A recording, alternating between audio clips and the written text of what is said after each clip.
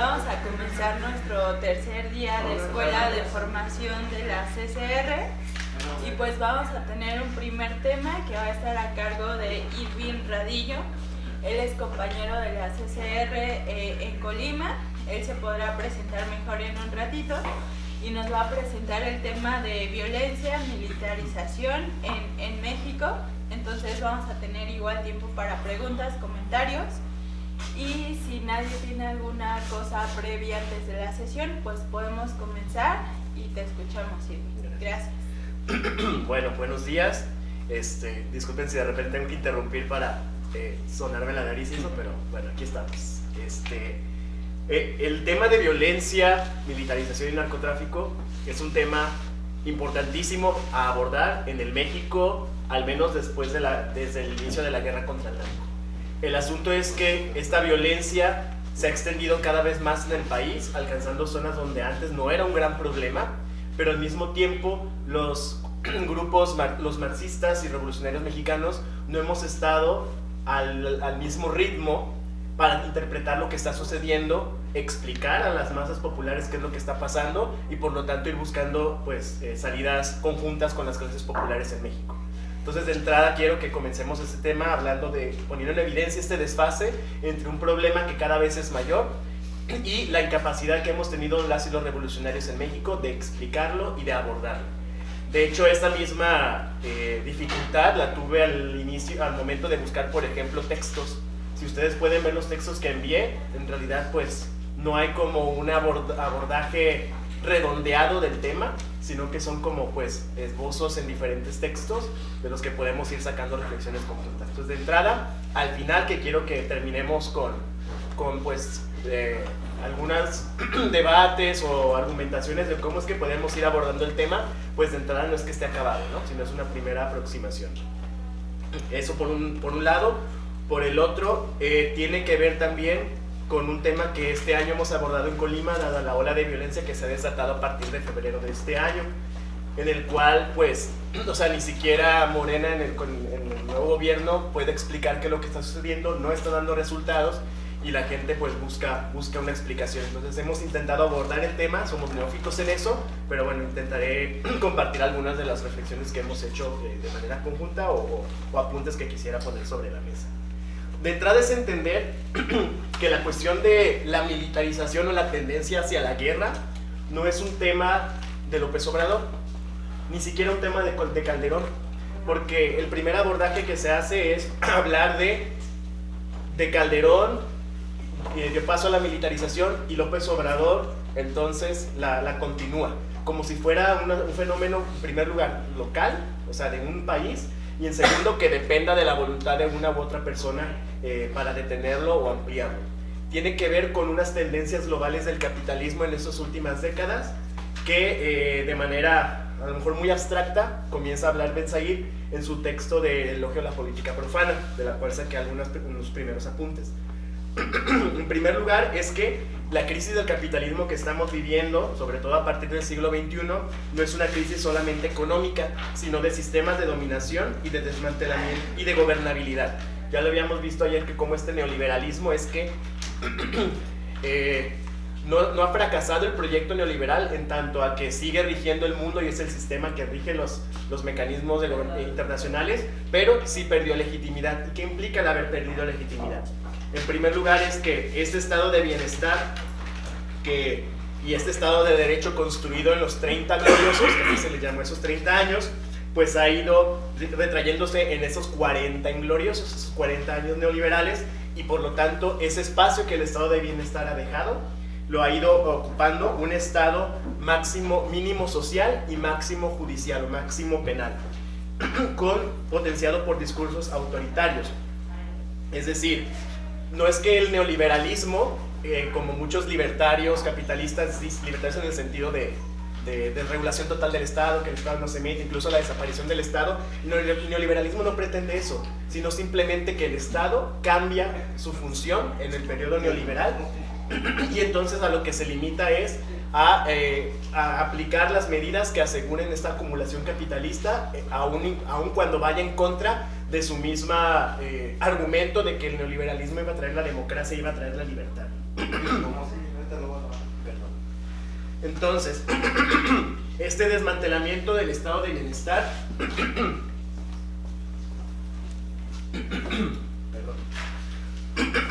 ha traído prácticas cada vez más autoritarias del Estado, medidas de excepción, poderes fácticos cada vez más fuertes, el poder mediático, el poder de las empresas, los lobbies, las mafias, y una tendencia al totalitarismo. Es incluso la misma burguesía que pone en entredicho los valores liberales de la democracia, de la libertad, que está siendo tambaleada sin ser reemplazada aún.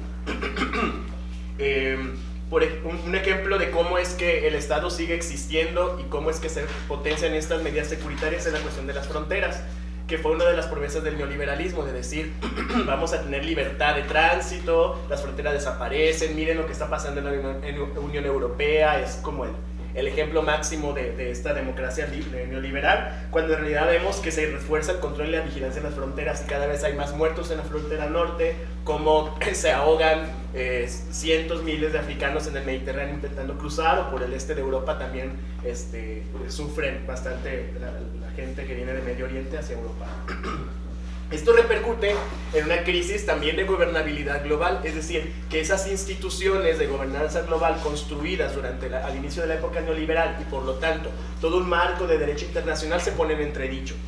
Y eso tiene que ver con la guerra, porque si antes, en los momentos del capitalismo clásico, digamos, la guerra se trataba de un conflicto interestatal normado por una normatividad internacional que implica una declaración de guerra formal, que implica las treguas, el sentido incluso de un término del conflicto armado.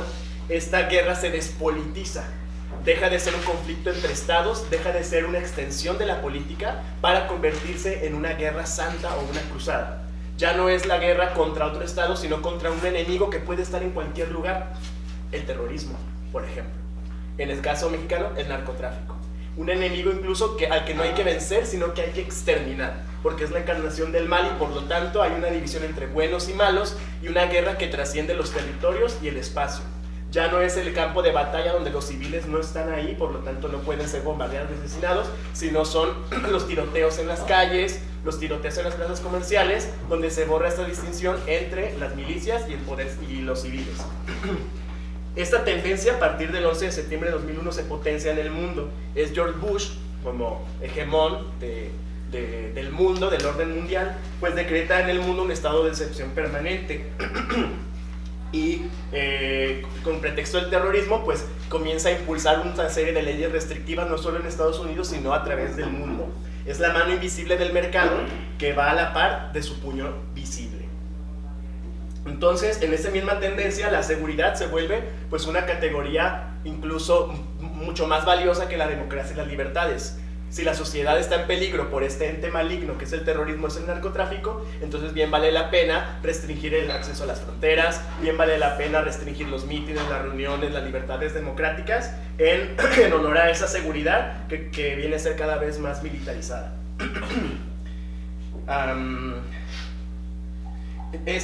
La misma tendencia trae una continua expansión de los presupuestos militares, cada vez más financiamiento a los ejércitos, pero incluso el surgimiento y la expansión de ejércitos privados, de toda esta cuestión de seguridad privada, no solamente los guaruras y demás de algunas personas, sino incluso cárceles privadas, milicias privadas, ¿no? Paramilitares, etc. Por ejemplo, a finales de 2021 el gobierno estadounidense aprobó un presupuesto militar de casi $800 mil millones, aun cuando en ese mismo año se puso fin a la guerra de Afganistán. O sea, ni siquiera es como que hay una confrontación armada declarada para esta tendencia a aumentar el gasto militar, sino una cuestión de guerra permanente total en el mundo. Porque ante esta crisis de acumulación capitalista se ha encontrado la guerra como una manera de reactivar esta economía, lo que algunos investigadores han llamado la acumulación militarizada. Es decir, este ciclo constante de la guerra de destrucción, reconstrucción, que implica una inversión de los capitales y un constante flujo de circulación de los capitales que permite que florezca la industria armamentística. Y esto ha sido utilizado cada vez que ha habido crisis. Por ejemplo, la Segunda Guerra Mundial vino después de la Gran Depresión del 29, ¿no? La Guerra Fría legitimó medio siglo de constantes aumentos a los presupuestos militares. Las guerras en Irán y en Afganistán pues ha mantenido la economía a flote después de las crisis del 2001-2008, y bueno, esta guerra digamos que son como inyecciones de vitaminas al capitalismo que está muriendo y que se niega a perecer, ¿no? Entonces podemos hablar de que hay una tendencia global a las guerras, una tendencia global a la militarización, que repercute en México de una manera bastante concreta, es decir, la dependencia de México como país semicolonial hacia su vecino del norte, ¿no? Un poco de historia. En la posguerra, en los 50, 60, México era una plataforma de tránsito de drogas de Estados Unidos a Sudamérica. El Estado controlaba el comercio, es decir, se implicaba incluso mismo el ejército, y a través de unas cuotas que le cobraba al narco, pues dejaba pasar, ¿no? Esto va cambiando a partir de los años 80, cuando el mismo gobierno estadounidense utiliza los cárteles de la droga, sobre todo colombianos, el cártel de Sinaloa, para poder inyectar recursos a la contra nicaragüense, para combatir al gobierno revolucionario en Nicaragua.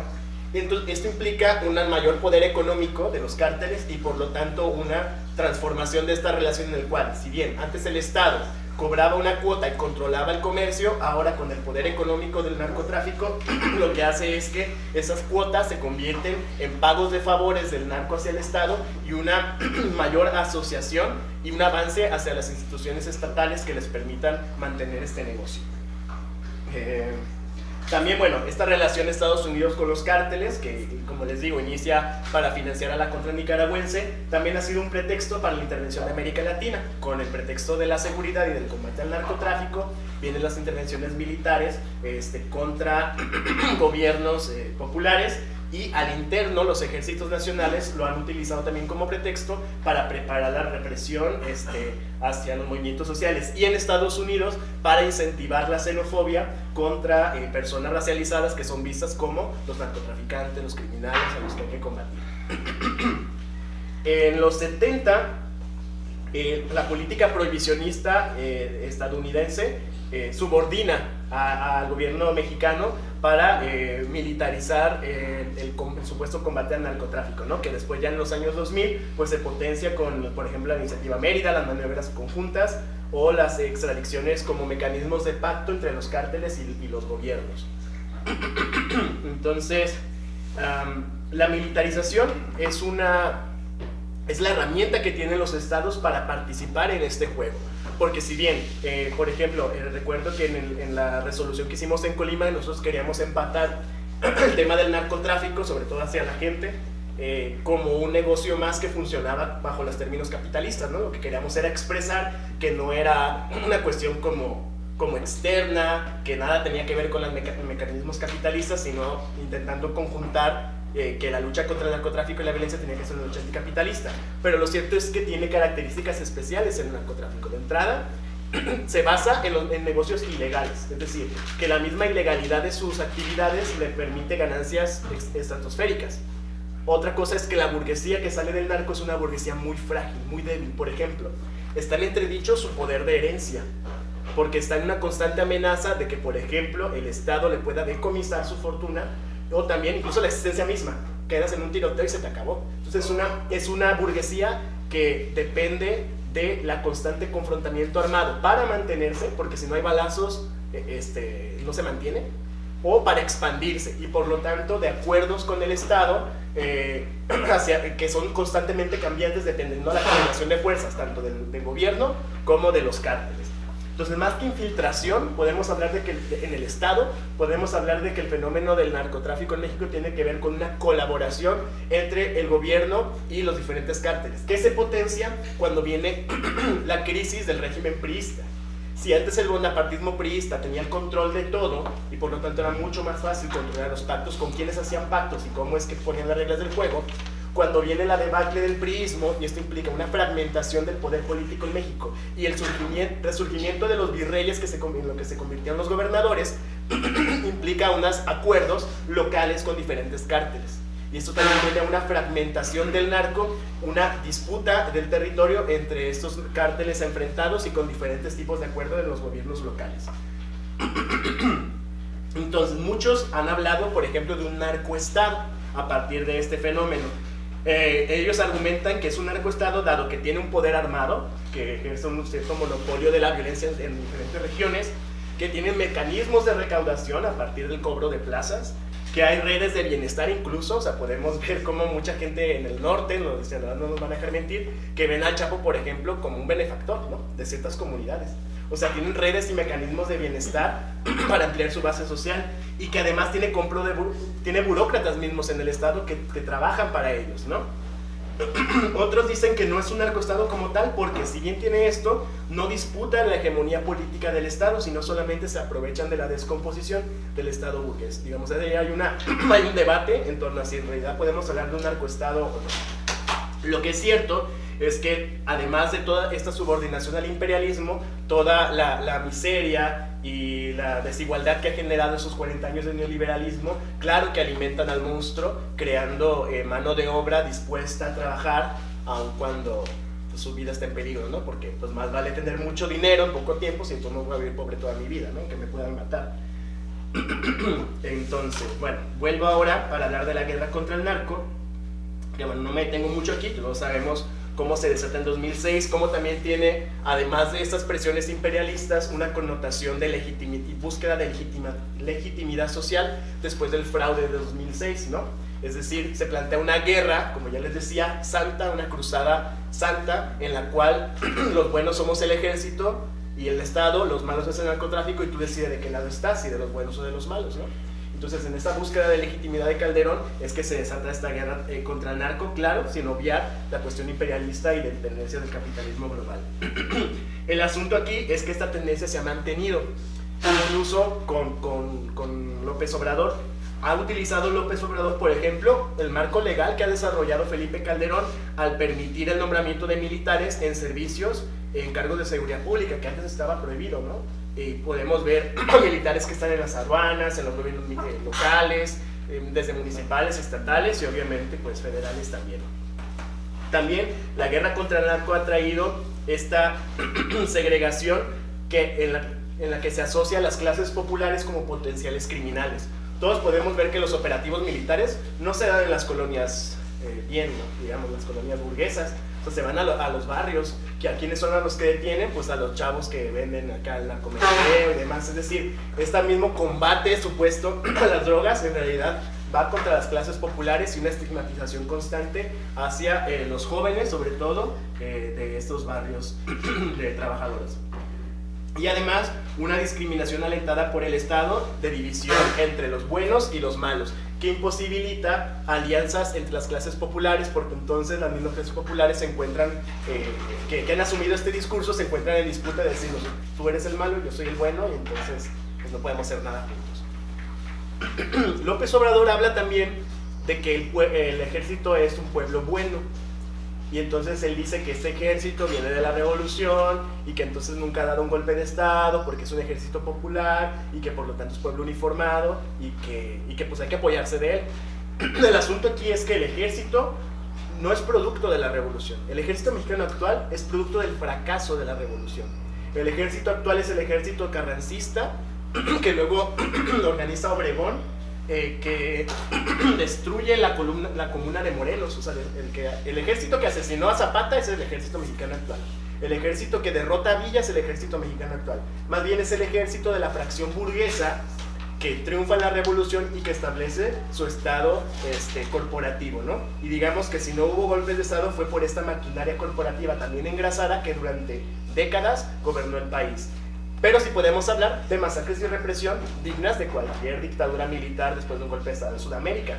La represión al movimiento obrero en los años 50, ¿no?, ferrocarrileros, de los médicos, el mismo 68, la Guerra Sucia. Es decir, este ejército mexicano sigue teniendo un carácter de clase y es producto de la derrota de la revolución y ha sido usado para reprimir al movimiento popular durante décadas.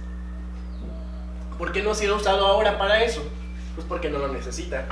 Hablamos de que el Estado mismo se domina a través de dos cosas, ¿no?, el consenso, la hegemonía y las armas. Entonces, frente a un gobierno tan legitimado como el de López Obrador, claro que no necesita ahora la represión, y el ejército ha sido usado más bien para ampliar el consenso, es decir, utilizado para la vacunación, para implementar o distribuir programas sociales, para la construcción de megaproyectos, en el sentido de que López Obrador tiene una concepción del Estado como un cascarón vacío, como una herramienta que puede ser utilizado sin más y que por lo tanto obedece a quien está ante el gobierno. El asunto aquí es que olvida que en realidad al menos los generales que están en la cúpula, su estilo de vida tiene que ver mucho más con las oligarquías mexicanas pues que con las clases populares, y tan así que ha tenido que dar concesiones para que hayan tenido pues lealtad hasta ahora a esas cúpulas militares.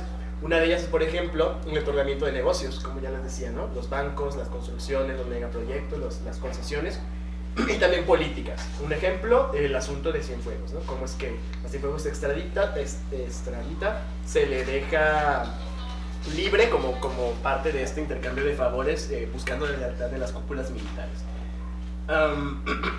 Y obviamente también sigue estando la presión de Washington, ¿no? El asunto de la militarización de la frontera sur con la Guardia Nacional para impedir el paso de migrantes. ¿Qué ha pasado con la lucha de clases en medio de toda esta violencia, de esto que hemos estado viviendo? Pues de entrada, eso es algo que hemos desarrollado en el colectivo Orgullo Disidente, en el sentido de que esta misma violencia que hemos vivido tiene una repercusión en las mujeres y en las disidencias sexuales, en el sentido de que la derecha conservadora utiliza el discurso de la violencia para atacar los derechos conquistados. Es decir, el discurso hegemónico de ciertas franjas liberales, pero incluso conservadoras, es que estamos en medio de esta cuestión de violencia porque se han perdido los valores familiares. Entonces es la mamá que no educa bien al hijo, el papá que no educa bien al hijo, que no hay valores, que no se quieren en la familia, y por lo tanto sale el sicario. Y por lo tanto todo aquello que atente contra los valores familiares de una familia tradicional está fomentando la violencia y hay que atacar.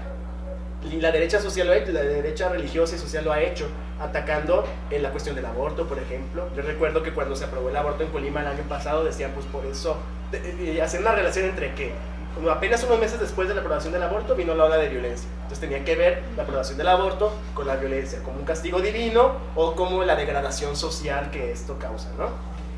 Y también con los derechos pues LGBT.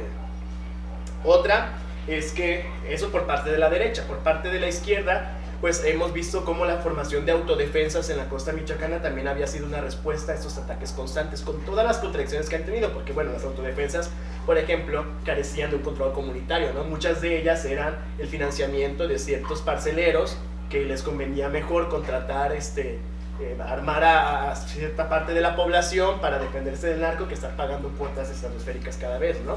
Y esto implicó pues también la degeneración de las autodefensas de manera bastante rápida. Pero tenemos otros ejemplos de policías comunitarias, sobre todo en territorios indígenas, cuyas características son distintas, ¿no? Que tienen un constante control de asambleas comunitarias y que por lo tanto esas cuestiones de autonomización o de descomposición pues tardan más. Otra cosa que hemos visto es que, los caracoles zapatistas son otro ejemplo. Al menos de manera local, nosotros lo que hemos visto como una expresión de esta lucha social en torno a la violencia de manera mucho más grande han sido los 5 bloqueos que familiares de personas desaparecidas y asesinadas hicieron en el libramiento de Guadalajara Manzanillo, ¿no? Donde, no sé si sepan que Manzanillo es el principal puerto del país, donde entra muchísima mercancía, ¿no? Los mismos autoridades del puerto decían que pasan 4,000 tráileres diarios por esa carretera. Entonces familiares de desaparecidos bloquean la carretera y esto implica que hay pérdidas millonarias, ¿no? Entonces es una medida que para muchos fue radical, pero que por ejemplo al principio suscitó mucho apoyo. Es decir, la gente decía, está bien, o sea, sí está feo que hagan eso, pero bueno, nos entendemos porque si a mí me pasa a un familiar mío me lo desaparecen, pues también haría eso, ¿no? Pero también hubo una constante, un mecanismo de deslegitimación que venía del parte del gobierno a partir del segundo y tercer bloqueo. De entrada, el hecho de decir que, dado el bloqueo, los trailers tenían que pasar por dentro de la ciudad y que eso implicaba un peligro constante, que había pipas que se explotaban, desaparecía Colima y unas cosas así súper exageradas, ¿no? Otras son pronunciamientos de la burguesía local, de la Coparmex, diciendo que pues hay pérdidas millonarias y que pues también muchas familias dependen de eso que se está bloqueando, ¿no? y el mismo gobierno de Morena, aliado con los gobiernos municipales del PAN, también ya al último de los últimos bloqueos, enviando a la misma policía a retirarlos, y en el último bloqueo incluso encarcelaron a unos de los familiares, ¿no? Los metieron presos unos días y les abrieron carpetas de investigación. Y la difamación en redes sociales, ¿no? De decir, en realidad están con el narco, lo mismo que dicen, ¿no? Y lo utilizaron, ¿no? El gobierno, están con el narco, y en realidad es un berrinche, ¿no? ¿Cómo se llama? Chantaje, exactamente, un chantaje. Entonces, claro, es un tema súper difícil de abordar, porque creo que no tenemos la respuesta o la solución, sobre todo en términos nacionales o de gran escala, o en términos urbanos, ¿no? Dado que las experiencias, digamos, fructíferas de armamento del pueblo y de control comunitario de la seguridad tienen que ver más bien con contextos rurales, con contextos donde el tejido social es bastante fuerte para sostener eso. ¿Cómo hacerlo en contextos urbanos? Pues ahí está la gran pregunta. El asunto aquí es que hay un problema que se tiene que abordar, que se siente por la mayoría de la población, y que es un problema tan amplio y al mismo tiempo tan difícil que es fácil que discursos securitarios y de derecha se cuelen y abanderen este movimiento en contra de la militarización y a favor de la seguridad para todos. Es decir, incluso usando el tema de la inseguridad como argumento para más militarización, o usando el tema de la seguridad para las pugnas entre grupos de poder, ¿no? y en el gobierno. Entonces, tenemos que ver la manera en cual la izquierda socialista podamos entrarle al debate, podamos entrar en el movimiento, intentar canalizarlo y darle una salida por la izquierda. Nosotros, desde nuestras fuerzas, digamos, planteamos cuatro acciones, sobre todo en el momento de estos bloqueos, que es donde escribimos esta resolución. El primero que decíamos era, pues, señalar los peligros de las estrategias de seguridad basadas en la militarización y repudiar los discursos criminalizantes. Segunda, solidarizarnos con las víctimas y sus familiares y acompañarlos en las acciones que decidan emprender para empujar juntos hacia un desenlace positivo de sus demandas concretas que ayuden a elevar la conciencia y la autoconfianza. Combatir también los intentos empresariales y gubernamentales de minimizar y denostar estas luchas. El tercero es buscar relación con las víctimas, sus familiares y personas solidarias con miras a impulsar procesos organizativos por izquierda desde las demandas de paz y seguridad. Y por último, discutir el tema desde una posición de clase y ayudar en su comprensión ante la ausencia de análisis profundos que aborden la crisis de seguridad en todas sus aristas. Luego, en la declaración de la CCR sobre militarización, pues punteaban algunas cosas ya más programáticas. Una de ellas es que se tiene que discutir el tema de la legalización de las drogas, ¿no?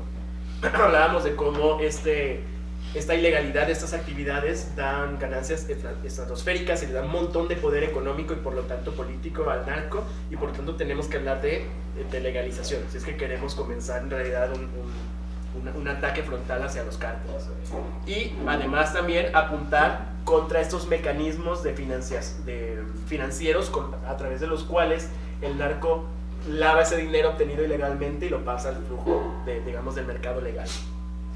Esto implica, claro, apuntar contra el sistema capitalista. Tenemos también que hablar de la autoorganización social y de siempre relacionar el tema de la lucha contra el narco a la lucha contra el sistema, contra el capitalismo, ¿no? Entonces, tenemos también que abordar el tema del consumo de aquellas drogas duras que pueden tener, pues, mayores repercusiones a la salud de las personas, tratado no como un tema penal, sino como un tema de salud pública. Y esto implica también, pues, toda una inversión en las redes de salud pública y impulsar un movimiento que cuestione la militarización y la violencia, no solo a nivel nacional, sino sobre todo, y ver de qué manera se puede ir tejiendo estos lazos internacionales, al menos con organizaciones estadounidenses, como un problema compartido que se retroalimenta, ¿no? Entonces, bueno, con esto termino mi participación y abrimos el momento de comentarios o preguntas.